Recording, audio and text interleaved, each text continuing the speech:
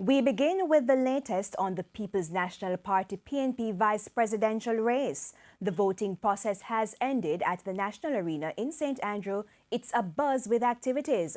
6 candidates are vying for the posts. We now join our reporter Anthony Lugg, who is at the National Arena. Anthony? Has received 1,973.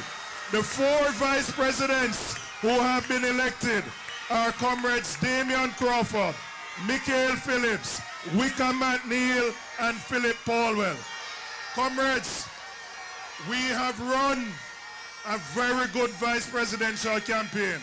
You have conducted yourselves with dignity and decorum. We want to congratulate all 6 comrades who have run a fantastic race, and to say to you, comrades, we remain one party, united in our objectives.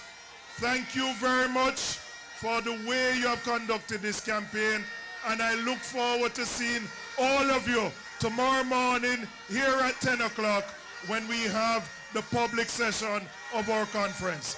One love, comrades, one heart.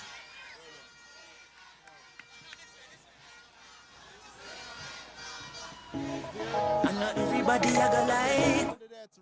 The 4 vice presidents for the PNP here at the PNP's 80th conference. They are Philip Paulwell, Wickham McNeil, Damian Crawford, and Michael Phillips. It was pure excitement here at the National Arena today.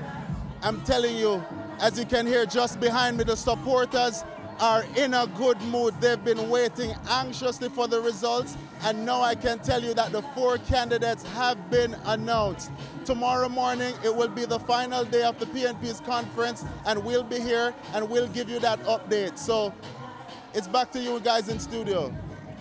Thank you very much, Anthony Lugg, our reporter at the National Arena, giving us a live update on the outcome of the PNP vice presidential elections.